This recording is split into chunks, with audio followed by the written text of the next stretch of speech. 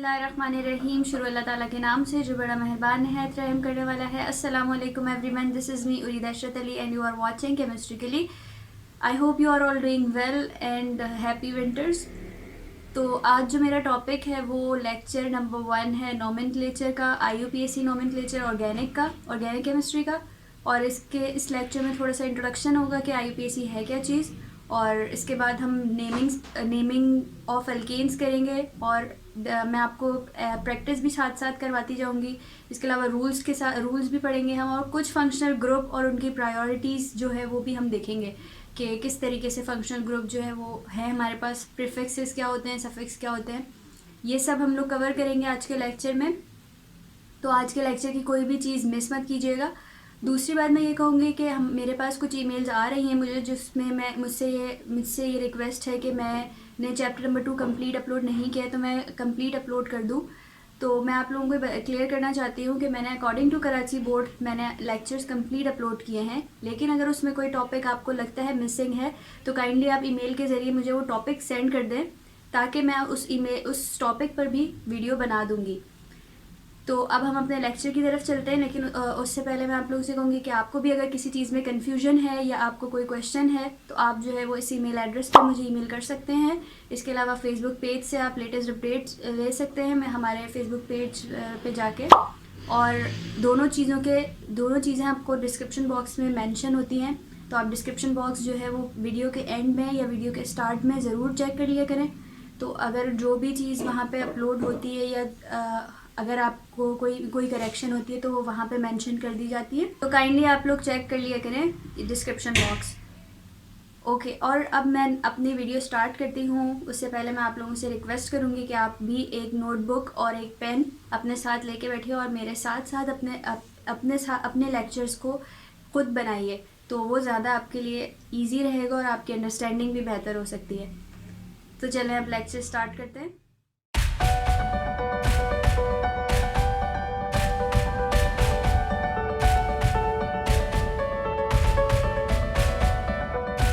जी, तो जैसे कि आप लोगों को आज मैंने बताना था कि नोमेनक्लेचर का हम लेक्चर नंबर 1 में डिलीवर कर रही हूँ। तो नोमेनक्लेचर को स्टार्ट करने से पहले हमें इसका थोड़ा सा बैकग्राउंड पता होना चाहिए कि नोमेनक्लेचर हमारे पास है क्या चीज़ और हम ये पढ़ते क्यों हैं। किसी भी चीज़ की सिस्टमेटिक नेमिंग करना, ये हमारे पास नोमेनक्लेचर की डेफिनेशन होती है, ठीक है। तो हमारे पास केमिस्ट्री में नोमेनक्लेचर क्या होगा कि केमिकल कंपाउंड्स की सिस्टमेटिक नेमिंग करना, वो हमारे पास नोमेनक्लेचर है, ठीक है। अब ये जो सिस्टमेटिक नेमिंग है, ये इसकी ज़रूरत क्यों पेश आई हमें, क्योंकि जैसे कि हम पाकिस्तान में रहते हैं, तो पाकिस्तान में मोर देन 30 लैंग्वेजेस हमारे पास बोली जाती हैं। तो अगर हम बात करें कि बहुत ज़रूरी नहीं है कि हर कोई यहाँ पे इंग्लिश जानता हो, ज़रूरी नहीं है कि यहाँ पे हर कोई उर्दू जानता हो, ठीक है। तो जब ना यहाँ मोर देन 30 लैंग्वेजेस बोली जाती हैं तो हम एक चीज़ को डिफरेंट नाम से जानते हैं। अगर मैं मिसाल लूँ, बहुत ही कॉमन सी एग्जांपल लेती हूँ मैं फ्रॉक की। तो इंग्लिश में मेंढक को हम फ्रॉक कहते हैं, उर्दू में हम मेंढक कहते हैं, लेकिन डेफिनेटली हम इसको पंजाबी में जो है वो मेंढक नहीं कहते, पंजाबी में हम इसको डड्डू के नाम से जानते हैं, अगर मैं गलत नहीं हूँ। तो जो पंजाबी नहीं जानता होगा तो उसको समझ नहीं आएगा कि डड्डू क्या चीज़ है, ठीक है। तो डेफिनेटली सिंधी में इसको कुछ और कहते होंगे और इसको वो पश्तो में कुछ और कहते होंगे। तो अब भाई ये कन्फ्यूजन हमारे पास वर्ल्ड वाइड भी थी कि किसी कंपाउंड को या किसी भी ऐसी चीज़ को, अगर मैं फ़्रॉक की बात कर लूँ कि अगर किसी को फ़्रॉक पे ही रिसर्च करनी है और किसी और कंट्री जाके करनी है, तो अब भाई वो अगर वहाँ की लैंग्वेज नहीं जानता तो वो अपनी लैंग्वेज में ही फ़्रॉक को कहेगा कि ये फ्रॉग है, तो लेकिन दूसरे कंट्री वाले उसकी लैंग्वेज नहीं जानते होंगे।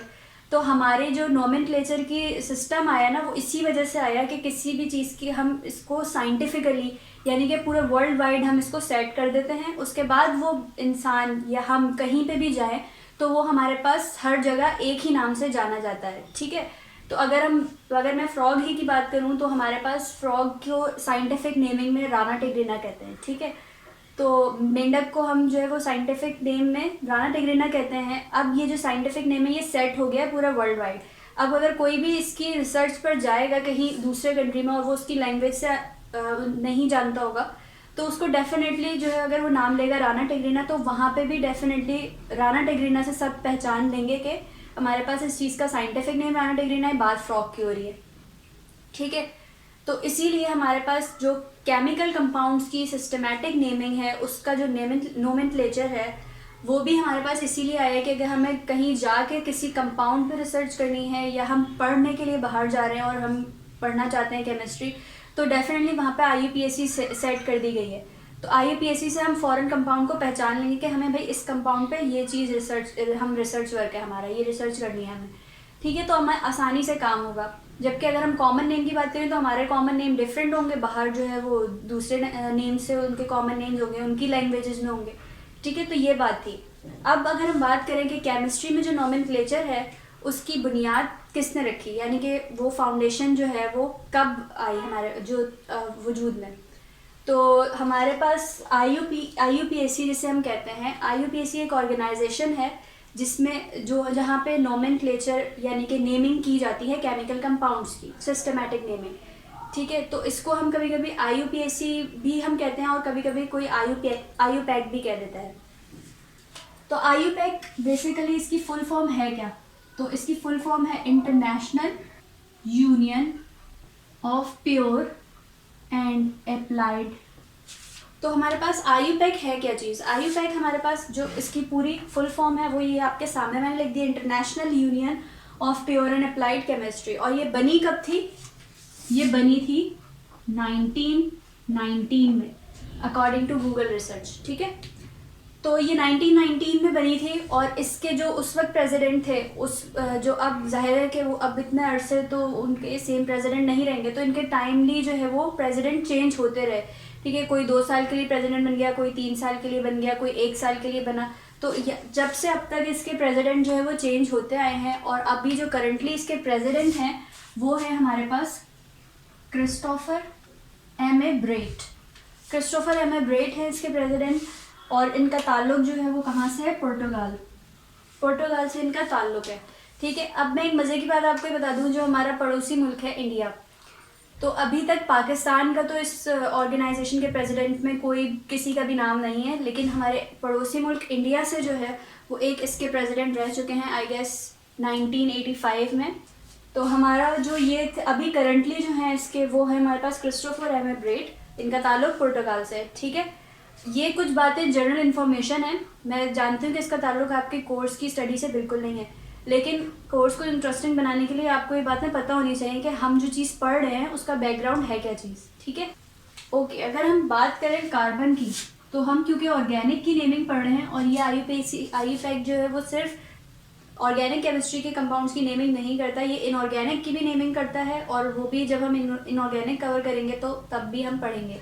तो बेसिकली नेमिंग करने का मकसद यही था हमारा कि हमारे जो कंपाउंड्स हैं वो इतने बड़े होते हैं, ठीक है। तो हम क्या करते हैं कि उनको बजाय हर जगह लिखने के बजाय हम डायरेक्ट उनका नाम भी लिख सकते हैं, ठीक है। तो वो नाम भी एक ही हर जगह एक ही नाम से वो जाने जाएं, इसकी वजह से हम इनकी नोमेनक्लेचर यानी कि हमने ऑर्गेनिक का नोमेनक्लेचर बनाया, हमने किसी भी कॉम्प्लेक्स चीज़ को अपनी आसान करने के लिए हमने उनकी नेमिंग की है, ठीक है। तो ये भी हमारे पास क्योंकि स्ट्रक्चर इतने बड़े होते हैं इनके, तो हमने इनको एक सिस्टमेटिक तरीके से नेमिंग की है। वो किस तरीके से की है वो हम देखते हैं।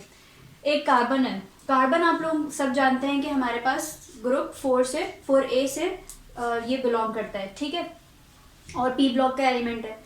तो अब ये ग्रुप 4 से बिलोंग तो करता है, ग्रुप 4A से, लेकिन क्या है कि इसकी ग्रुप 4A से इसलिए भी बिलोंग करता है क्योंकि इसके जो हमारे पास वैलेंस शेल में 4 ही इलेक्ट्रॉन होते हैं। अब हमारे किसी भी ऑक्टेट रूल जब हमें चाहिए होता है तो हमें उसको क्या करना होता है कि 8 इलेक्ट्रॉन्स हमारे पास होते हैं ऑक्टेट रूल कंप्लीट करने के लिए, और हर चीज़ जो है वो अपनी स्टेबिलिटी चाहती है, ठीक है। तो इसीलिए कार्बन के भी पास, क्योंकि इसके आउटर मोस्ट शेल में हमारे पास 4 इलेक्ट्रॉन होते हैं, ठीक है, तो ये भी हमारे पास 8 करना चाहता है और स्टेबल होना चाहता है। कोई भी कंपाउंड या कोई भी एलिमेंट हमेशा क्या चाहता है, स्टेबिलिटी चाहता है। तो कार्बन की अगर हम आपको पता है कि वैलेंसी हमारे पास क्या होती है 4, तो कार्बन जो है वो टेट्रावैलेंट है और ये चाहता है कि इसके पास मज़ीद 4 इलेक्ट्रॉन आ जाएं और वो हम इसको बैलेंस कर दें। तो ये जो 4 इसके खाली है जगह 4 इलेक्ट्रॉन के लिए, तो ये बॉन्डिंग करता है और इसी तरह हमारे पास नोमेनक्लेचर बनता है। तो अगर हम देखें तो कार्बन की जैसे 4 वैलेंसी है और ये टेट्रावैलेंट होता है, तो यहाँ पे अगर हम एक तरफ अटैच कर दें, फॉर सपोज क्लोरीन हमने अटैच कर दिया, ठीक है, यहाँ पे हम अटैच कर दें फ्लोरीन को, सही, तो अब ये दो चीज़ें हमने यहाँ पे इस वक्त कुछ भी अटैच नहीं किया, तो जब कार्बन पे जिस वक्त हमारे पास 4 उसकी वैलेंसी है, ठीक है, तो अगर हमारे पास कुछ उसमें नहीं अटैच या कुछ उस पर नहीं लिखा हुआ होगा बाकी 2 पे या कहीं पे भी, तो उस सूरत में हम उस वक्त यहाँ पे हाइड्रोजन को अटैच कर देंगे कार्बन के साथ, ठीक है। तो ये बात आप याद रख लीजिए कि जहाँ पर कुछ नहीं होगा, जहाँ पर कुछ नहीं होगा वहाँ हाइड्रोजन होगा, ठीक है, वहाँ हाइड्रोजन होगा। जहां पर कुछ नहीं होगा वहां पे क्या होगा, हाइड्रोजन होगा, ठीक है। तो ये कार्बन के साथ जो है वो इस तरह कार्बन अपनी चारों वैलेंसी को यूटिलाइज करता है। अब हम चलते हैं कि सीक्वेंस ऑफ नेमिंग क्या है, यानी कि नेमिंग करने के लिए क्या क्या चीज़ें हमारी और किस सीक्वेंस में होती हैं, ठीक है।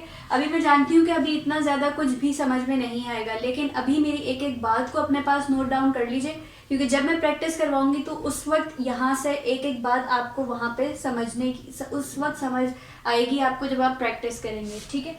तो देखते जाएं और वीडियो को जो है वो कहीं से भी ना स्किप करें और ना कॉपी डाउन करना छोड़ें, ठीक है। अब हम देखते हैं कि कार्बन की जो वो IUPAC की जो नेमिंग की सीक्वेंस क्या होती है। तो सबसे पहले हमारे पास आता है प्रीफिक्स। सबसे पहले हम नेमिंग करते हुए कार्बन के हम क्या चीज़ लिखेंगे, सबसे किसका नाम लिखेंगे, प्रीफिक्स का नाम लिखेंगे, और इसको हम सब्स्टिट्यूएंट्स भी कहते हैं जो कार्बन के साथ कार्बन चेन पे अटैच्ड होते हैं, ठीक है। प्रीफिक्स के बाद हमारे पास आ जाता है रूट वर्ड, रूट वर्ड, और इसको हम जो है वो स्टेम भी कहते हैं। और इस स्टेम का मतलब क्या हो गया, लॉन्गेस्ट कार्बन चेन। जब हम कार्बन की नेमिंग करने जा रहे होते हैं कार्बन कंपाउंड्स की, तो हम देखते हैं कि लॉन्गेस्ट कार्बन चेन कौन सी है उसमें से, और हम लॉन्गेस्ट कार्बन चेन को देखते हैं और उसके बाद हम उसकी नेमिंग करते हैं, ठीक है। अब हम देखते हैं रूट वर्ड हमारे, और वही हमारे पास रूट वर्ड भी होता है, ठीक है। फिर उसके बाद हम लिखते हैं सफिक्स, लेकिन सफिक्स को लिखने से पहले हमारे पास सफिक्स जो हैं वो 2 तरीके के होते हैं, यानी कि हमारे पास प्राइमरी सफिक्स होते हैं और हमारे पास आ जाते हैं सेकेंडरी सफिक्स, ठीक है, सेकेंडरी सफिक्स। अब मैं आप लोगों को ये सब पहले इंडिविजुअली अलग अलग लिखवाऊंगी, फिर उसके बाद हम देखेंगे कि अब हमें कैसे वो करना है। अभी फॉर सपोज मैं एक यहाँ पे कंपाउंड लिख रही हूँ, ठीक है, और उसके बाद हम उसमें से मैं आपको बताऊंगी कि क्या क्या चीज़ें मैंने लिखी हैं।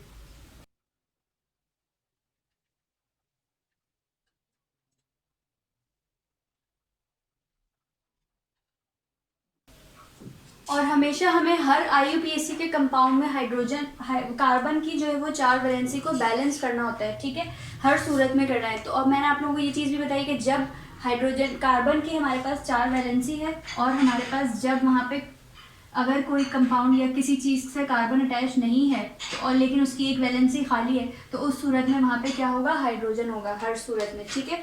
तो यहाँ पे भी आप इसी चीज़ को देखेंगे, और हाइड्रोजन अगर यहाँ पे देखेंगे कोई बैलेंस नहीं है, जैसे कि अगर हम ये वाला सेंटर वाला कार्बन को देखें तो ये हमारे पास ये 4 बॉन्ड बना रहा है, तो इसमें एक्स्ट्रा हाइड्रोजन लगाने की कोई ज़रूरत नहीं है। जबकि अगर हम उसके बराबर वाला देखें तो ये 3 बॉन्ड तो फॉर्म कर रहा है, लेकिन एक इसकी वैलेंसी खाली थी जिसमें हमने H लगा दिया। अब हम अगर इस कंपाउंड को देखें तो इसके अंदर जो हमारे पास सबसे लॉन्गेस्ट चेन जो है वो ये आ रही है, ठीक है, ये हमारे पास लॉन्गेस्ट कार्बन चेन आ रही है, जिसको हम क्या कहते हैं, रूट वर्ड या स्टेम, ठीक है। ये हमारे पास रूट वर्ड होगा या स्टेम होगा। लेकिन उससे पहले मैंने आपको बताया कि हमें सबसे पहले किसकी नेमिंग करनी है, प्रीफिक्स की। तो ये जो हमारे पास एक्स्ट्रा ग्रुप फंक्शनल ग्रुप्स लगे हुए हैं ये हमारे पास कहलाते हैं प्रीफिक्स।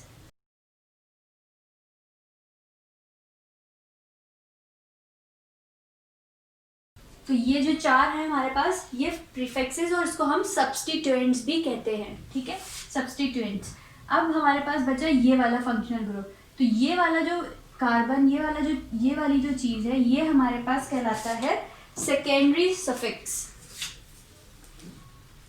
ये हमारे पास कहलाता है सेकेंडरी सफिक्स। अच्छा, अब ये कभी कभी हो भी सकता है कि वैसे हमारे पास इंटरमीडिएट लेवल पे ये होता नहीं है कि ये हमारे पास सब्स्टिट्यूएंट बने, क्योंकि सबसे बड़ा ग्रुप जो होता है वो यही वाला होता है, तो ये कभी भी हमारे पास सफिक्स वो प्रीफिक्स नहीं बनता। तो ये हमेशा सेकेंडरी सफिक्स ही रहता है। लेकिन जब हम और एडवांस लेवल पे जाते हैं केमिस्ट्री के, तो एक वक्त ऐसा भी आता है कि ये हमारे पास COOH यानी कि कार्बोक्सिलिक ग्रुप है ये, और ये ग्रुप जो है वो हमारे पास कभी कभी प्रीफिक्स के तौर पे भी बिहेव करता है, लेकिन ये इस वक्त हमें नहीं पढ़ना। तो ये जो हमारे पास इस लेवल पे हमेशा जो हाईएस्ट ग्रुप है वो हमारे पास कार्बोक्सिलिक ग्रुप ही रहता है, ठीक है। और ये सेकेंडरी सफिक्स होता है। अब प्राइमरी सफिक्स, अब मैंने आपको सारी चीज़ें क्लियर कर दी कि ये हमारे पास चेन जो है वो स्टैम्प हो गई और रूट वर्ड हो गई, ठीक है। उसके बाद जो हमारे पास ये 4 रेड से मैंने इसको शो किया है, ये हमारे पास फंक्शनल ग्रुप थे और सब्सटीट्यूएंट्स जिसे हम कहते हैं, और ये हमारे पास प्रीफिक्स आते हैं, यानी कि सबसे पहले हम नेमिंग करते वक्त इनको लिखेंगे, इनको इनसे स्टार्ट करेंगे नेमिंग लिखना, ठीक है। उसके बाद हमारे पास सबसे जो बड़ा ग्रुप लगा हुआ है यहाँ पे, ये हमारे पास सेकेंडरी सफिक्स हो गया, ठीक है। अब बचा प्राइमरी सफिक्स है, तो ये चीज़ें और ये चीज़ें हमने समझनी कि ये क्या है। प्राइमरी सफिक्स हमारे पास हमेशा होता है अल्केन, अल्कीन या अल्काइन। आपको पता है कि कार्बन जब हमारे पास सिंगल बॉन्ड से अटैच होता है कार्बन के ही साथ, तो ये हमारे पास होता है अल्केन। कार्बन अगर अटैच्ड हो दूसरे डबल बॉन्ड से कार्बन के साथ, तो ये हमारे पास बनता है अल्कीन, ठीक है। और कार्बन अगर अटैच्ड हो 3 यानी कि ट्रिपल बॉन्ड के साथ, तो ये हमारे पास होता है, ये हमारे पास क्या बनता है, अल्काइन, ठीक है। तो ये जो डबल बॉन्ड, ये जो single bond, double bond, triple bond है, ये हमारे पास कहलाते हैं प्राइमरी सफिक्स। अब ये किस तरीके से होते हैं, यानी कि अल्केन, अल्कीन, अल्काइन हमारे पास होते हैं प्राइमरी सफिक्स। अब मैं आप लोगों को कुछ प्रीफिक्सेस लिखवाऊंगी, कुछ सफिक्स लिखवाऊंगी, और उसके बाद जब हम नेमिंग स्टार्ट करेंगे तो हम जो है वो देखेंगे कि हमें किस तरीके से वो टेबल्स हमारे पास काम आते हैं, ठीक है। तो मैं कुछ टेबल बनवा रही हूँ, उसको अपने साथ साथ कॉपी डाउन कर लीजिए। अभी मैंने कुछ दिनों पहले एक वीडियो बनाई थी, how to start organic chemistry, ठीक है। तो वो वीडियो अगर जिसने मेरी देखी होगी वो जानता ही होगा कि मैंने उसमें कहा था कि अभी जो हम पढ़ रहे हैं ये हमारे पास ऑर्गेनिक की ABCD है, ठीक है। यानी कि नोमेनक्लेचर, रिएक्शन मैकेनिज्म और डिफरेंट, और दो चीज़ें आपको बताई थी, आइसोमेरिज्म। ये हमारे पास ऑर्गेनिक की जो है वो ABCD होते हैं। तो अब हम ABCD सीख ही रहे हैं, तो सबसे नोमेनक्लेचर में जो है वो हमें काउंटिंग भी सीखनी है केमिस्ट्री की। तो काउंटिंग क्या होती है हमारे पास, अब मैं आप लोगों को वो लिखवा रही हूँ, ठीक है। और वो काउंटिंग जो है ऑर्गेनिक की काउंटिंग है वो, ठीक है। और इसको हम क्या कहते हैं, रूट वर्ड भी, यानी कि रूट वर्ड भी कह सकते हैं, और इसके अलावा स्टैम्प जो होती है हमारे पास वो भी हम इसको कह सकते हैं, ठीक है। अब अगर इसमें हम देखते हैं इस काउंटिंग में ऑर्गेनिक की काउंटिंग होती है किस तरीके से, अगर हमारे पास 1 कार्बन होगा, ठीक है, तो हम उसको ऑर्गेनिक लैंग्वेज में क्या कहेंगे, मिथ, ठीक है। अगर हमारे पास 2 कार्बन होंगे तो हम कहेंगे ईथ। 3 कार्बन होंगे तो हम कहेंगे प्रॉप, ठीक है। 4 कार्बन होंगे, अगर 4 कार्बन की चेन होगी, 4 कार्बन का स्टैम्प होगा, तो हम कहेंगे ब्यूट। 5 कार्बन का होगा तो हम कहेंगे पेंट, और अगर 6 कार्बन होंगे तो हम कहेंगे हेक्स। 7 कार्बन तो हम कहेंगे हेप्ट। 8 कार्बन होंगे हमारे पास तो हम कहेंगे ऑक्ट, ठीक है। 9 कार्बन होंगे तो हम कहेंगे नॉन, और अगर 10 कार्बन होंगे हमारे पास तो हम कहेंगे डेक, ठीक है। अब जो है यहाँ और इस लेवल पे, यानी कि इस इंटरमीडिएट के लेवल पे हमें 10 कार्बन तक ही बहुत काफ़ी है कि हमें काउंटिंग याद हो जाए। तो हमें 1 से लेकर 10 तक जो है वो ऑर्गेनिक की काउंटिंग याद करनी है, यानी कि 1 कार्बन तो मेथ, 2 कार्बन तो एथ, 3 कार्बन तो प्रॉप, 4 कार्बन तो ब्यूट, 5 कार्बन तो पेंट, 6 कार्बन तो हेक्स, 7 कार्बन तो hept, 8 carbon oct, 9 carbon non, और हमारे पास 10 कार्बन होंगे तो डेक। 11 कार्बन को भी मैं आपको बता देती हूँ कि ये कहते हैं अनडेक, और 12 कार्बन अगर होते हैं तो हम इसको कहते हैं डूडेक, ये मैंने सिर्फ नॉलेज के लिए बता दिया, ये आपको या ये जो है वो इसमें इस वक्त फेमिलियर नहीं होते हैं आप लोग ज़्यादा इससे, क्योंकि ये हमारे पास बेसिकली वैसे तो 9 कार्बन तक ही हमारे पास जो है वो इस लेवल पर आते हैं, ठीक है। ये सिर्फ मैंने आपको एक नॉलेज के लिए बता दिया। 11 12 तक अगर किसी को याद करने तो बहुत अच्छी बात है, ठीक है। तो अभी जो हमने कवर किया वो हमने रूट वर्ड कवर किए, ठीक है। रूट वर्ड के बाद हम मैं जो करवाने जा रही हूँ आपको वो प्रीफिक्स का टेबल बनाने जा रही हूँ। तो प्रीफिक्सेस के टेबल में हम देखेंगे कि कौन कौन सी चीज़ें हमारे पास प्रीफिक्सेस होती हैं और उनके नेमिंग के लिए हम क्या क्या चीज़ें, क्या वर्ड यूज़ करते हैं, ठीक है। तो मेरे साथ आप लोग टेबल बनाइए। प्रीफिक्सेस में हम जो यूज़ करते हैं, अगर हमारा प्रीफिक्स होगा हमारे पास, इसका जो टेबल बनता है वो, अगर हमारे पास प्रीफिक्सेस होंगे कार्बन कंटेनिंग यानी कि CH3, ठीक है, और प्रीफिक्स होगा C2H5 या फिर प्रीफिक्स होगा C3H7, तो हम क्या वर्ड यूज़ करेंगे इसके लिए? तो प्रीफिक्स की नेमिंग हमारे पास होगी, हम इसको कहेंगे मिथाइल। C2H5 अगर हमारा प्रीफिक्स होगा तो हम इसको कहेंगे इथाइल। अगर C3H7 हमारे पास प्रीफिक्स होगा तो हम इसे कहेंगे प्रोपाइल, ठीक है। ये हमारे पास इसके नेम होंगे। तो अगर हमारे पास कार्बन कंटेनिंग प्रीफिक्सेस होंगे तो हम उन्हें अल्काइल प्रीफिक्स भी कहते हैं, ठीक है, यानी कि अल्काइल कंपाउंड होते हैं वो। और अगर हमारे पास ये इस तरीके के होते हैं तो इसमें हमारे पास जो है वो CH3 मिथाइल बन जाता है, ठीक है। C2H5 इथाइल होता है अब, और C3H7 हमारे पास प्रोपाइल होता है, ठीक है। अब आप लोग ये सोच रहे होंगे कि ये तो चेन भी हो सकती है और हम इसको रूट वर्ड भी कह सकते हैं, यानी कि तो ऐसा होता है। लेकिन क्या होता है हमारे पास कि कभी कभी ये हमारे पास चेन के अंदर काउंट नहीं हो रहे होते, ठीक है। ये इनकी यह पोजीशन ऐसी होती है जिसको हम चेन में काउंट नहीं कर सकते। तो ये उस सूरत में हमारे पास जो है वो प्रीफिक्सेस के तौर पे बिहेव करते हैं, चेन के तौर पे बिहेव नहीं करते। अगर ये चेन के तौर पे बिहेव कर रहे होते तो फिर हम यहाँ पे लिख सकते थे कि ये होता मिथेन, ये होता इथेन, ये होता प्रोपेन, ठीक है, अगर इसमें कोई डबल बॉन्ड या ट्रिपल बॉन्ड प्रेजेंट नहीं है। बट ये जो है हमारे पास इस वक्त प्रीफिक्स के तौर पे बिहेव कर रहे हैं, यानी कि डेफिनेटली उस वक्त प्रीफिक्स के तौर पे बिहेव करेंगे जब ये चेन के अंदर इंक्लूड नहीं हो सकते, ठीक है। वो ये सब प्रैक्टिस हम जब शुरू करेंगे प्रैक्टिस करना प्रॉब्लम्स की, यानी कि जब हम कंपाउंड की प्रैक्टिस करना नेमिंग की शुरू करेंगे तो उस वक्त आपकी सारी कन्फ्यूजन दूर हो जाएगी। ये तो हो गया हमारे पास कार्बन कंटेनिंग प्रीफिक्सेस, ठीक है। अब हम देखते हैं कि इसके अलावा हमारे पास कितनी तरह के प्रीफिक्स होते हैं। तो अगर हमारे पास कोई हैलोजन लगा हुआ होगा, यानी कि फॉर सपोज क्लोरीन लगा हुआ है या ब्रोमीन लगा हुआ है या फ्लोरीन लगा हुआ है या आयोडीन लगा हुआ है, ठीक है, तो ये जो प्रीफिक्सेस होंगे हमारे पास, ये इनकी नेमिंग कैसे होगी? ये होगी हमारे पास क्लोरो, ब्रोमो, फ्लोरो, और ये हो जाएगा हमारे पास आयोडो, ठीक है। तो इन प्रीफिक्सेस की नेमिंग, अगर ये हमारे पास कार्बन चेन में अटैच्ड होंगे तो इनकी नेमिंग जो है वो इस तरीके से स्टार्ट होगी, क्लोरो, ब्रोमो, फ्लोरो, आयोडो, ठीक है, इस तरीके से। इसके अलावा यहाँ पे अगर ऑक्सीजन के साथ हमारे पास कोई ये कंपाउंड लगा हुआ है तो इस वक्त हमारे पास जो ये इनकी नेमिंग क्या होगी? ऑक्सीजन के साथ ये अगर कोई कार्बन कंपाउंड अटैच्ड है तो वो होगा हमारे पास मीथ ऑक्सी, या फिर जैसे कि अगर CH3 यानी कि एक सिंगल कार्बन है, ठीक है, तो ये हमारे पास मीथ ऑक्सी है। और यहाँ पे देखें 2 कार्बन लगे हुए हैं तो 2 कार्बन को हम क्या कहते हैं? ईथ, तो ये हम क्या करेंगे? ईथ ऑक्सी, ठीक है। ये इस तरह, ये भी कुछ हमारे पास प्रीफिक्सेस हैं, ठीक है।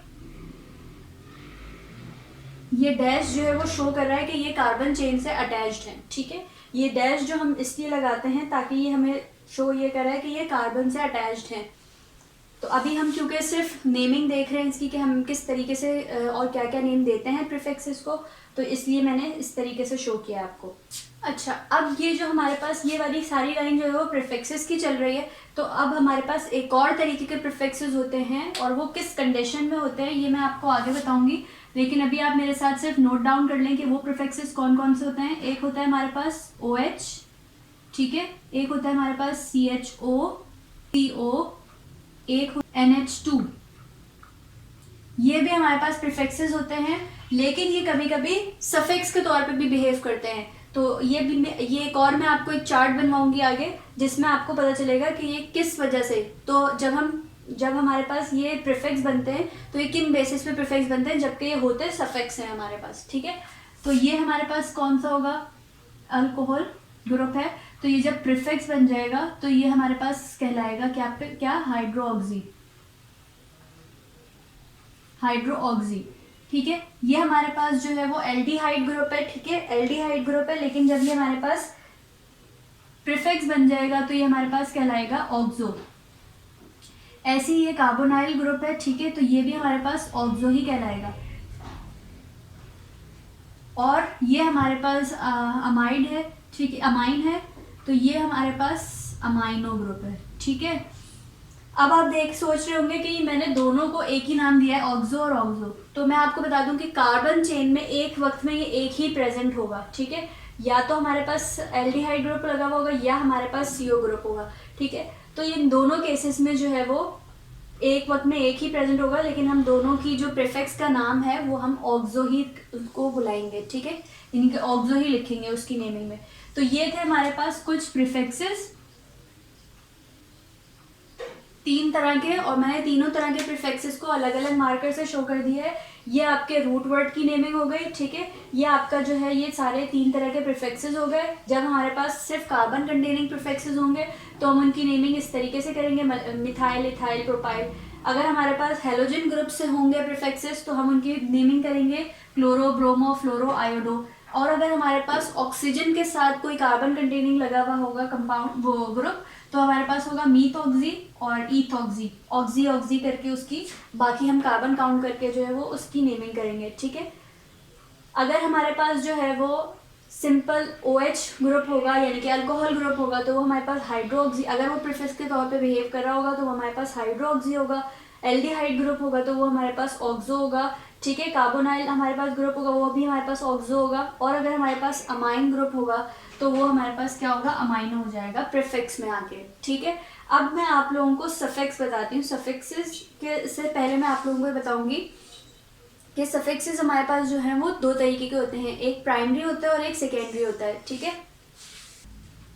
तो सफिक्स हमारे पास किस तरह के होते हैं, प्राइमरी और सेकेंडरी सफिक्स होते हैं हमारे पास। प्राइमरी में आप लोगों को जैसे कि पहले भी बता सकती हूँ, अगर कार्बन सिंगल बॉन्ड से अटैच है तो वो हमारे पास अल्केन, ये हमारे पास प्राइमरी सफिक्स है, ठीक है। और इसकी जब नेमिंग हम करते हैं तो हम रूट वर्ड के आगे क्या लिखते हैं, ANE, ठीक है, एन। अगर हमारे पास डबल बॉन्ड के साथ अटैच्ड है कार्बन तो ये हमारे पास क्या होगा, अल्कीन होगा। और अल्कीन जो है वो रूट वर्ड के बाद, जैसे कि आपको पता है कि प्राइमरी सफिक्स इसके बाद आते हैं, मैंने आपको सीक्वेंस बताई थी। तो सीक्वेंस क्या थी हमारे पास, सबसे पहले हम प्रीफिक्स लिखते हैं, देन हम जो है वो रूट वर्ड लिखते हैं, रूट वर्ड के बाद हम प्राइमरी सफिक्स लिखते हैं, प्राइमरी सफिक्स, और प्राइमरी सफिक्स के बाद हम लिखते हैं सेकेंडरी सफिक्स, ठीक है। तो प्राइमरी सफिक्स तो आप लोगों को समझ आ गए होंगे। Primary suffix basically carbon carbon के दरमियान के बॉन्डिंग बताता है, ठीक है। और सेकेंडरी सफिक्स जो होते हैं वो हमारे पास होते हैं फंक्शनल ग्रुप के। अब फंक्शनल ग्रुप के तो आप देख सकते हैं यहाँ पे कि मैंने कुछ फंक्शनल ग्रुप सेम यहाँ पे भी लिखे हुए हैं, सेकेंडरी सफिक्स में भी, और यहाँ पे भी लिखे हुए हैं, प्रीफिक्सेस में भी लिखे हुए हैं। तो बात क्या होती है, बात ये होती है कि ये जब हमारे पास सफिक्स आते हैं तो हमारे पास बात आ जाती है प्रायोरिटी की, ठीक है, कि हम किसको ज़्यादा प्रायोरिटी देंगे और किसको कम प्रायोरिटी देंगे, ठीक है। अब एक वक्त में अगर हमारे पास 2 फंक्शनल ग्रुप अटैच्ड हुए हैं एक कार्बन चेन के साथ, तो उस सूरत में हम देखेंगे कि हमें किसको प्रायोरिटी देनी है, ठीक है। अगर हम देखते हैं कि वहाँ पे OH भी अटैच्ड हुआ है साथ में, और वहाँ पे एक जो है वो कार्बोक्सिलिक ग्रुप भी अटैच्ड है, तो उस केस में हम OH को जो है वो प्रीफिक्स कंसिडर करेंगे और कार्बोक्सिलिक को सेकेंडरी सफिक्स कंसिडर करेंगे। लेकिन अगर हमारे फंक्शनल ग्रुप हमारे पास कोई एक ही अटैच्ड है हमारी कार्बन चेन के साथ, तो उस सूरत में हम यानी कि फॉर सपोज सिर्फ अल्कोहल हमारे पास जो है एक कार्बन चेन में अटैच्ड है, ठीक है। जैसे कि अगर हम यहाँ पे एक एग्जांपल देख लें कि ये हमारे पास जो है वो 2 कार्बन की जो है वो 2 कार्बन की चेन है, ठीक है। और यहाँ पे हमारे पास जो है वो इस तरीके से ये क्या हो गया हमारे पास CH3 CH2OH, ठीक है।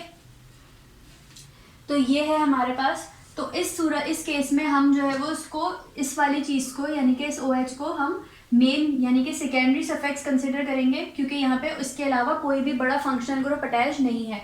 और हम इसको कह देंगे, इसको हम नाम दे देंगे इथेनॉल। ठीक है, इथेनॉल का नाम दे देंगे। कैसे इथेनॉल का नाम देंगे, 2 कार्बन है तो ई तो गया हमारे पास। ठीक है, और इसके अलावा आप देखेंगे कार्बन के साथ कोई और सब्सटीट्यूएंट भी यहाँ पे मौजूद नहीं है, जैसे कि क्लोरो ब्रोमो। ठीक है, कोई और सब्सटीट्यूएंट भी नहीं है, सिर्फ एक फंक्शनल ग्रुप आ रहा है। तो हम क्या करेंगे कि इस केस में हम डायरेक्ट यहाँ पे प्रीफिक्स तो आएगा ही नहीं। ठीक है, हमने रूट वर्ड देखा, रूट वर्ड हमारे पास क्या है, हमारे पास कार्बन की चेन 2 कार्बन की है, तो ये 2 कार्बन लिखे हुए, हमने ईथ लिख दिया यहाँ पे। ठीक है, उसके बाद हम लिखेंगे प्राइमरी सफिक्स। अब देखते हैं यहाँ पे कि हमारे पास कार्बन कार्बन सिंगल बॉन्ड से अटैच्ड है, तो हमने प्राइमरी सफिक्स में क्या लिखा, एन, एन। ठीक है, अब अगर आप यहाँ पे कह रहे होंगे कि यहाँ पे तो ANE आना चाहिए। ठीक है, ANE, तो SE कहाँ गया। ठीक है, तो क्या होता है कि जब हमारे पास 2 वॉवेल एक साथ आ रहे होते हैं ना, और इसका भी जो हमारे पास OH अटैच्ड है, तो ये हमारे पास क्या देगा, OL। तो जब हमारे पास 2 वॉवेल्स एक साथ आते हैं तो हम पहले वाले वॉवेल को डिटेक्ट कर देते हैं। ठीक है, तो इसलिए हमने यहाँ पे ई को कैंसिल कर दिया, क्योंकि 2 वॉवेल्स एक साथ नहीं आते। ठीक है, तो ई को हमने, पहले वाले वॉवेल को हम ख़त्म कर देंगे। और वॉवेल तो पता है ना सबको, AEIOU, तो ये हमारे पास वॉवेल्स हैं, और 2 वॉवेल जब एक साथ आ जाते हैं तो हम एक वॉवेल को कैंसिल आउट कर देंगे, पहले वाले को, और हम जो है वो उस कंपाउंड का नाम क्या कर देंगे, इथेनॉल। ठीक है, ये इसका नाम हो गया इथेनॉल।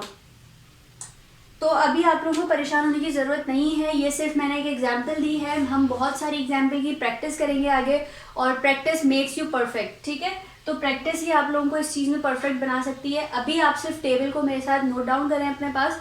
सारे टेबल जब आप नोट डाउन कर लेंगे तो आपको आराम से, जब आप प्रैक्टिस करने बैठेंगे ना, तो इसके अलावा जो मैं प्रैक्टिस कराऊंगी, इसके अलावा भी जब आप प्रैक्टिस करेंगे तो उस इन टेबल्स को, इन चार्ट्स को अपने सामने रख के कीजिएगा, तो आप खुद ब खुद जो है वो IUPAC नेमिंग कर रहे होंगे कंपाउंड्स की। ठीक है, तो अभी मैंने ये यहाँ पे सब गिचमिच हो गए, तो मैं एक चार्ट अलग से बना रही हूँ, जिसमें हम प्रायोरिटी ऑर्डर देखेंगे कि कैसे कौन सा जो है वो प्रायोरिटी ऑर्डर हम अप्लाई करते हैं नेमिंग करते वक्त। तो अब हम एक चार्ट पढ़ रहे हैं। ठीक है, और वो चार्ट जो है वो फंक्शनल ग्रुप का चार्ट होगा, और इस चार्ट में हम जो है वो प्रायोरिटी ऑर्डर देखेंगे, और उसी तरीके से हम जो है वो उसमें बताएंगे कि कब वो प्रीफिक्स बन जाएगा, कब वो सफिक्स रहेगा। ठीक है, तो जैसे कि आप देख सकते हैं कि ऊपर से जो मैं शुरू करूँगी, यहाँ से ये हाईएस्ट होगी हमारे पास, और नीचे सबसे लोएस्ट होगी, यानी कि ऊपर वाले को सबसे हाईएस्ट ऑर्डर में आएगा, वो फर्स्ट नंबर पे आएगा। ठीक है, और नीचे वाला जो है वो लोएस्ट पे होगा, यानी कि सबसे कम जिसे हम प्रायोरिटाइज करेंगे वो सबसे नीचे लिखूंगी मैं, और सबसे ज़्यादा जिससे मैं करूँगी प्रायोरिटाइज वो सबसे ऊपर आएगा। ठीक है, तो अब देखिए, और ये चार्ट भी अपने साथ मेरे साथ कॉपी डाउन कर लीजिए। जी, तो मैंने यहाँ पे एक चार्ट बनाया है, और मैं आप लोगों से सबसे ये रिक्वेस्ट करूँगी कि इसको as it is copy down कर लीजिए, ये आपकी ज़िंदगी आसान करने वाला है। ठीक है, तो अभी जब हम नेमिंग करेंगे तो आपको उस वक्त पता चलेगा कि इसने कितनी ज़िंदगी हमारी आसान की है। तो आप देख सकते हैं यहाँ पे कि सबसे पहला ग्रुप जो मैंने लिखा है वो मैंने कार्बोक्सिलिक ग्रुप लिखा है। ठीक है, ये R जो है वो अल्काइल, ये कार्बन चेन को शो कर रहा है। ठीक है, तो R जो है वो रिप्रेजेंट किसको कर रहा है, कार्बन चेन को, तो इसलिए मैंने यहाँ पे R लिखा है, और R को किससे अटैच किया मैंने, COOH, यानी कि ये हमारे पास कार्बोक्सिलिक ग्रुप होता है। और कार्बोक्सिलिक ग्रुप जो है वो हमेशा सफिक्स के तौर पे बिहेव करता है, इंटरमीडिएट लेवल पे तो यही करता है। ठीक है, उसके बाद जब हम एडवांस लेवल में पढ़ते हैं तो वो कहीं जो है वो ये सफिक्स भी प्राइमरी सफिक्स हो सकता है, लेकिन अभी नहीं, इसलिए मैंने लिखा है यहाँ पे। तो यहाँ पे मैंने सफिक्स नेम जो है वो हाईएस्ट, क्योंकि हम इसी को दे रहे हैं COOH को, इसलिए इसका कोई भी प्रीफिक्स नहीं होगा। ठीक है, तो ये हमारे पास जो है वो ओइक एसिड है। अच्छा, फिर हम पढ़ते हैं नेक्स्ट, वो हम पढ़ते हैं कार्बन की चेन है। ठीक है, COO, और ये R भी जो है वो कार्बन को शो कर रहे हैं, जितने भी R यहाँ पे मैंने लगाए वो सब कार्बन को शो कर रहे हैं, कार्बन की चेन को, एटम को। ठीक है, तो ये जो है वो R कार्बन को शो कर रहा है, COOR। तो ये क्या होता है हमारे पास, ईस्टर हम इसे कहते हैं, ये एस्टर भी लोग प्रोनाउंस करते हैं। ठीक है, तो ईस्टर है ये हमारे पास, और ये जब आ जाता है COO ग्रुप तो ये हमारे पास सफिक्स क्या बन जाता है, O8। हम कोई किसी भी, जैसे कि हमारे पास सफिक्स है ईस्टर लगा हुआ है, ठीक है, तो ये हमारे पास बन जाएगा इथानोएट, ठीक है, प्रोपानोएट, इस तरीके से पेंटानोएट। तो ये हमारे पास जो है वो सफिक्स बनेगा, ठीक है, सेकेंडरी सफिक्स। और मैं एक बात बता दूं कि क्योंकि ये मैं प्रायोरिटी ऑर्डर बता रही हूँ आप लोगों को, लेकिन आप सोच रहे होंगे कि अब जब ये हमारे पास नीचे आ रहा है तो डेफिनेटली ये कार्बोक्सिलिक ग्रुप से छोटा है, ठीक है, तो इसका जो है वो सफिक्स प्रीफिक्स नेम होना चाहिए, ठीक है, जब ये प्रीफिक्स के तौर पे बिहेव करे। लेकिन होता ये है कि इस लेवल पे आपको एक वक्त में एक ही मिलेगा ग्रुप, यानी कि या तो आपके पास सबसे बड़ा कार्बोक्सिलिक ग्रुप होगा लगा हुआ, या फिर आपके पास एस्टर ग्रुप लगा हुआ। ऐसा कभी भी नहीं होगा कि एस्टर और कार्बोक्सिलिक ग्रुप आपको एक साथ दे दिए जाए, ठीक है, तो इसलिए हमें इसके प्रीफिक्स नेम की ज़रूरत नहीं है। इसी तरह से ये अमाइड के केस में भी होता है। अमाइड क्या होता है हमारे पास, CO और NH2, ये हमारे पास अमाइड ग्रुप होता है, फंक्शनल ग्रुप। और अमाइड के केस में भी हम सफिक्स नेम जो है वो अमाइड ही लिखते हैं, ठीक है। और अमाइड भी जो है, अमाइड भी एक वक्त में एक ही का मतलब एक ये बड़ा ग्रुप लगा हुआ होगा उसके साथ कार्बन चेन के साथ, तो इसलिए हमें जो है वो इसके भी प्रीफिक्स नेम की ज़रूरत नहीं पड़ती। अच्छा, फिर आ जाते हैं हम नाइट्राइल, यानी कि हमारे पास CN ग्रुप लगा हुआ है, ठीक है। अच्छा, ये CN ग्रुप हमारे पास मैंने आप लोगों को इस चार्ट के लिहाज से करवा दिया, लेकिन ये आपके पास एग्जाम्स में नहीं आता CN ग्रुप। उसकी वजह यह है कि आपको इस लेवल पे जो है वो सिर्फ कार्बोक्सिलिक एसिड आता है, एस्टर आता है आपके पास, एल्डिहाइड के आते हैं, कीटोन के आते हैं, अल्कोहल के, बाकी सब आता है, लेकिन ये दो जो है वो आपके पास एग्जाम में ज़्यादातर नहीं आते, लेकिन आ सकते हैं, ठीक है। तो ये जो है वो इसकी सीक्वेंस थी, तो इसलिए मैंने सीक्वेंस में करवाया है।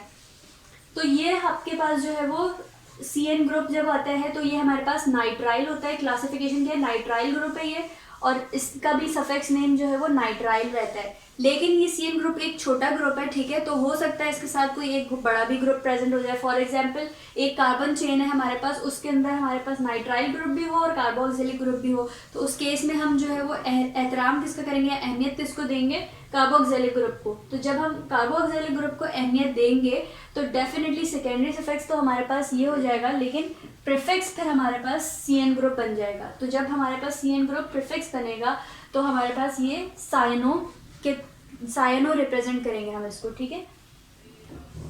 उसके बाद हम चलते हैं नेक्स्ट पे और हम देखते हैं ये हमारे पास एल्डिहाइड ग्रुप है, ठीक है, CHO, ये हमारे पास एल्डिहाइड ग्रुप है। और एल्डिहाइड ग्रुप ये ये R जो है मैंने आपको जैसे बताया कि ये कार्बन चेन को रिप्रेजेंट कर रहा है, तो एल्डिहाइड ग्रुप में हमारे पास Al लगता है जब वो हमारे पास सफिक्स के तौर पे बिहेव कर रहा है, यानी कि अगर एल्डिहाइड के साथ कोई और बड़ा ग्रुप अटैच नहीं है, यानी कि कार्बोक्सिलिक ग्रुप अटैच नहीं है, तो हमारे पास एल्डिहाइड जो है वो सफिक्स के तौर पे बिहेव करेगा और हम क्या कंपाउंड में लगाएंगे, Al लगाएंगे आगे ख़त्म होने के बाद, ठीक है, यानी कि लास्ट जो है वो Al पे ये एंड होगा, कोई भी हमारे पास जो IUPAC नेम होगा, ठीक है।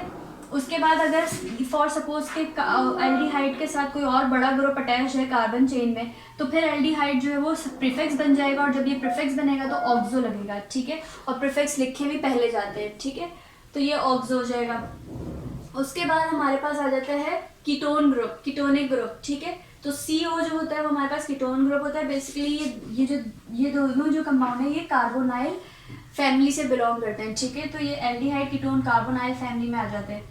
अब ये कीटोन ग्रुप जो है वो इसके जब ये सफिक्स के तौर पे बिहेव करेगा तो हमारे पास कंपाउंड नेम एंड किससे होगा, ONE पे एंड होगा, ठीक है। जबकि अगर इसके अलावा इस कीटोन ग्रुप के साथ कोई बड़ा ग्रुप अटैच है तो वो फिर ऑक्सो हो जाएगा कीटोन ग्रुप, ठीक है।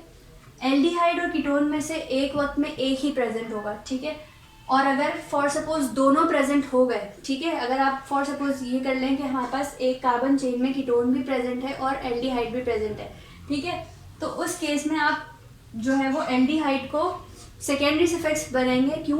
क्योंकि इसका ऑर्डर अगर हम देखें तो एल्डिहाइड पहले है हमारा और कीटोन बाद में है, ठीक है, तो हाईएस्ट जो प्रायोरिटी हम देंगे वो एल्डिहाइड को देंगे, तो एल्डिहाइड हमारा जो ग्रुप होगा वो हमारे पास सेकेंडरी सफिक्स बन जाएगा, और कीटोन होगा जो हमारे पास वो हमारे पास क्या बन जाएगा, प्रीफिक्स बन जाएगा, तो हम जो है वो ऑक्सो यूज़ करेंगे, ठीक है। उसके बाद अगर हम देखते हैं कि अल्कोहल ग्रुप है ये ROH, ठीक है, ये अल्कोहल चेन होगी। उसके अल्कोहल अगर हमारे पास सफिक्स के तौर पे बिहेव करेगा तो OL आएगा एंड में, यानी कि कार्बन नेम वो जो IUPAC नेम होगा उसका एंड किस पे होगा, OL पे होगा। लेकिन अगर इससे बड़ा ग्रुप प्रेजेंट है, अगर कीटोन ग्रुप प्रेजेंट हो गया, एल्डिहाइड भी प्रेजेंट हो गया, अब ये सारे ऊपर वाले अल्कोहल से बड़े हैं, ठीक है, तो वो अगर प्रेजेंट है तो जब प्रीफिक्स जो है वो प्रीफिक्स के तौर पे बिहेव करेगा और हाइड्रो ऑक्सी इसका जो है वो प्रीफिक्स नेम होगा, ठीक है। उसके बाद अगर हम बात करें, फिर आ जाता है हमारे पास अमाइन ग्रुप। ये अब इस दो में बच्चों को बहुत कन्फ्यूजन होती है, अमाइन और अमाइड में। ये दोनों मिलते जुलते हैं, लेकिन अगर कार्बन ऑक्सीजन के साथ अटैच है और NH2 के साथ अटैच है तो वो हमारे पास अमाइड है, ठीक है। और अगर कार्बन सिर्फ नाइट्रोजन NH2 के साथ है अटैच तो ये अमाइन हो जाएगा हमारे पास, ठीक है। अमाइन सफिक्स के तौर पे बिहेव करेगा तो हमारे पास अमाइन एंड में आएगा नेम के, ठीक है। और अगर हमारे पास जो है वो प्रीफिक्स बन जाएगा ये, तो उस केस में हमारे पास अमाइनो बन जाएगा, ठीक है, प्रीफिक्स नेम में। और ये प्रीफिक्स नेम पहले आते हैं, सबसे पहले प्रीफिक्स ही नेम आते हैं, ठीक है। अच्छा, उसके बाद हम देखते हैं कि हमारे पास कार्बन जो है वो डबल बॉन्ड से अटैच्ड है। अच्छा, अब यहाँ पे एक ख़ास बात मैं बता दूँ कि यहाँ पे देखिएगा ऑर्डर और प्रेफरेंस, तो यहाँ पे कार्बन डबल बॉन्ड जो है वो सबसे पहले लिखा गया। उसूलन होना क्या चाहिए था, कार्बन ट्रिपल बॉन्ड सबसे पहले आना चाहिए था, फिर डबल और फिर सिंगल। लेकिन हुआ क्या कि कार्बन डबल बॉन्ड जो है वो प्रायोरिटी में पहले है और कार्बन ट्रिपल बॉन्ड बाद में है। लेकिन ये जो होता है ये अल्कीन है, फिर ट्रिपल बॉन्ड वाला जो है वो अल्काइन है और सिंगल बॉन्ड वाला अल्केन है।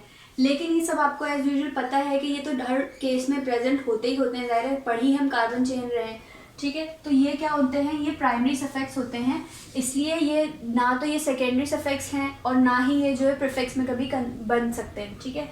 तो ये जो है वो क्या होते हैं हमारे पास प्राइमरी सफिक्स होते हैं और इनकी जो है वो इनसे हमें पता चलता है कि ईन है, आइन है या एन है, ठीक है।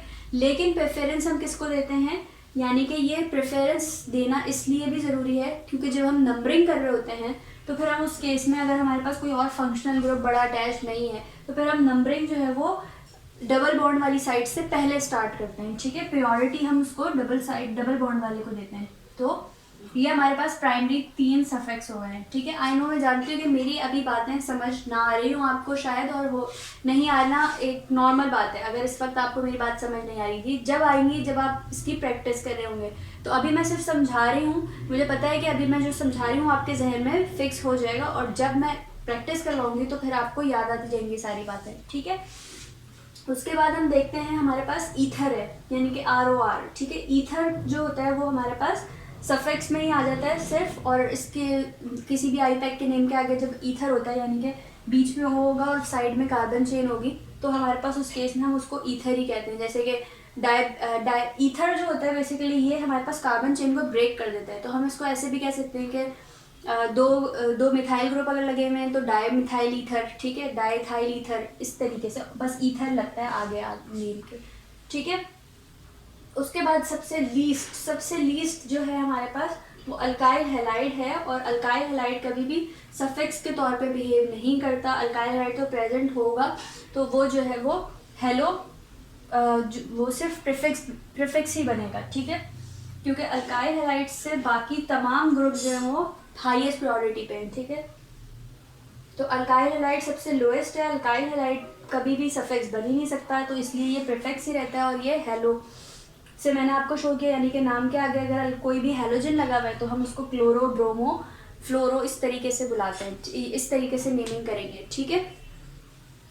आई होप ये चार्ट आपको समझ आ गया अच्छी तरीके से, और मैं आप लोगों से फिर से रिक्वेस्ट कर रही हूँ कि आप इसको कॉपी डाउन कर लीजिए या आप इसका स्क्रीनशॉट भी ले सकते हैं।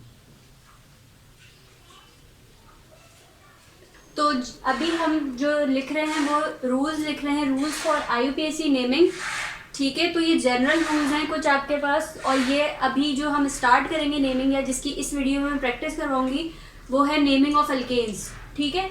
तो अल्केन्स से स्टार्ट हो रहे हैं तो जनरल रूल्स भी जो है वो बेसिक यहीं से स्टार्ट होंगे इसके।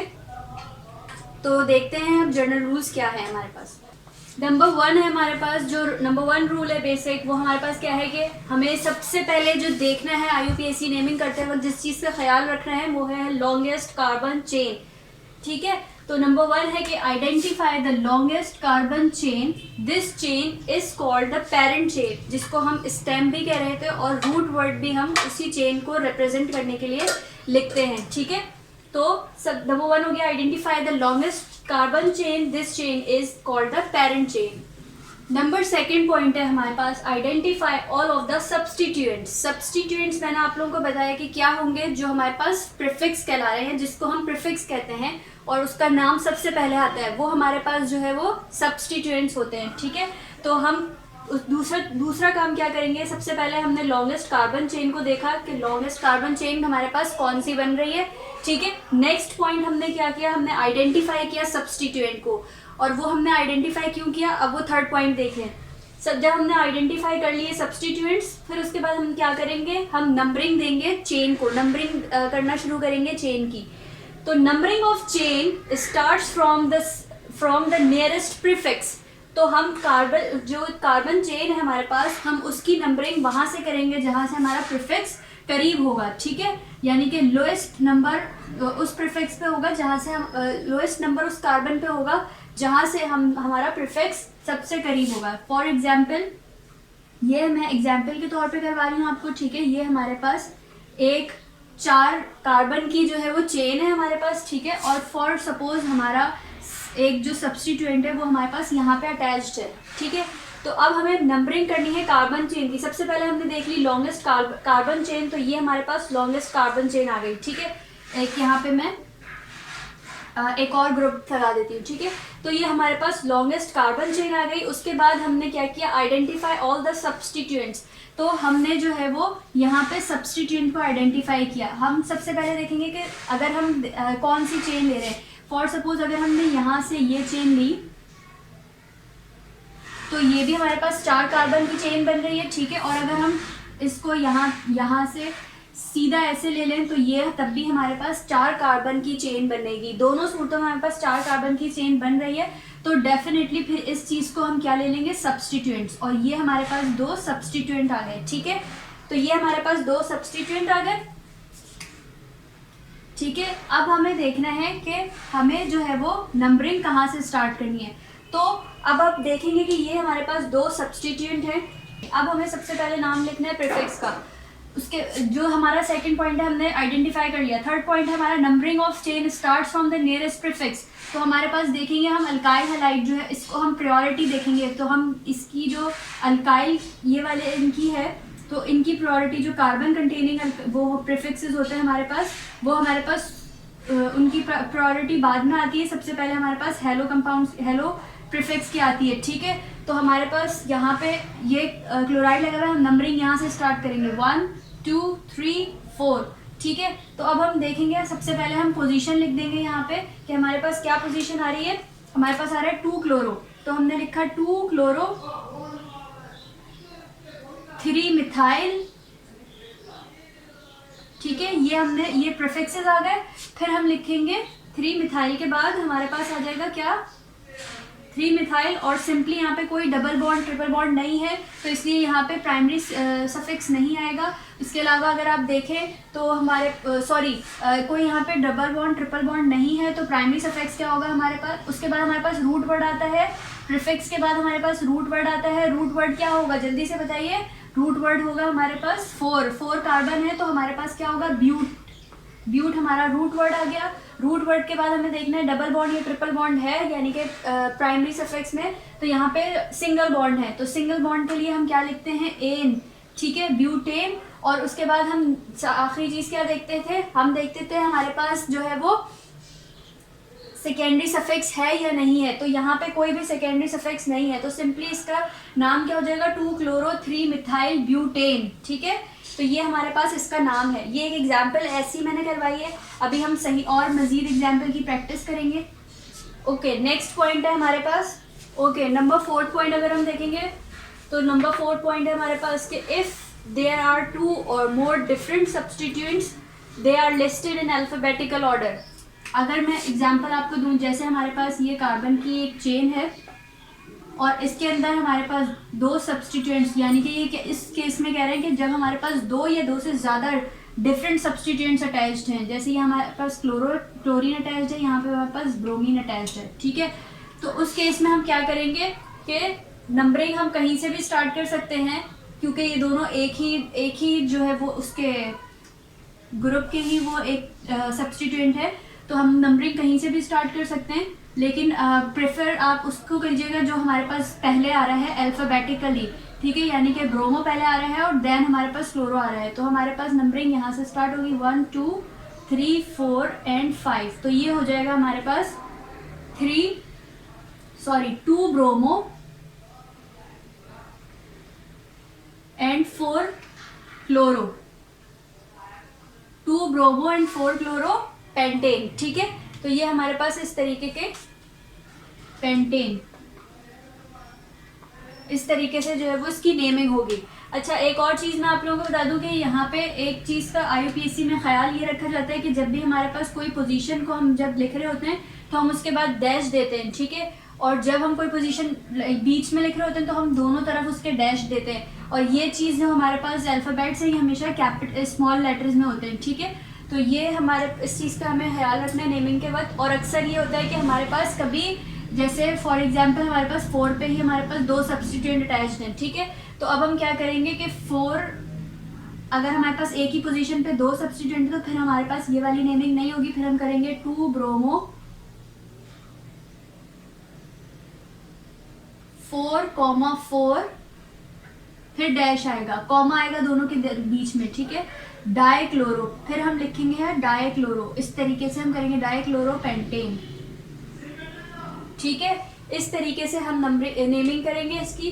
जब हमारे पास एक ही पोजीशन पे 2 क्लोरो लगे हुए हैं तो हम कॉमा देंगे बीच में, और क्योंकि दोनों क्लोरो की हमें पोजीशन को डिफाइन करना है तो इसलिए हमने कॉमा दिया है। तो 4,4 और डैश, फिर डाइक्लोरो लिखेंगे क्योंकि 2 बार है क्लोरो, ठीक है, तो इसलिए डाइक्लोरो। अगर 3 बार होते, अगर यहाँ पे भी क्लोरो होता तो फिर हम लिखते 4,4,5, फिर डैश देते और लिखते यहाँ पे डाई की जगह ट्राइक्लोरो, ठीक है। तो ये हमारे पास जो है वो इस तरीके से इसकी नेमिंग होगी आगे। ओके, तो ये जो अल्केन की नेमिंग थी, अब मुझे इसकी एग्जांपल्स तो करवानी है, लेकिन मसला ये कि वीडियो काफ़ी लंबी हो चुकी है, तो मैं ये एग्जांपल्स जो है वो नेक्स्ट वीडियो में कंटिन्यू करूँगी अपनी। तो अभी तक जो जितने भी मैंने रूल्स आपको बताए हैं और जितने भी आपको चार्ट्स बनवाए हैं, ये आप अपने पास कॉपी डाउन करके रखिए, ताकि आप लोग जो है वो जब मैं नेमिंग करवा रही हूँ तो आप लोग उसको देख के आप बहुत ज़्यादा आसान हो जाएगी आपके लिए नेमिंग, और हम प्रैक्टिस से जो है वो बहुत ज़्यादा फ्लो में भी आ जाएंगे, तो हमें खुद भी आसानी होती रहेगी। आई होप आप लोगों को ये वीडियो अच्छी लगी। और इससे पहले मैं आप लोगों को एक और चीज़ भी बताना चाहती हूँ कि हमारा एक फेसबुक का ग्रुप है केमिस्ट्री क्लिक के नाम से।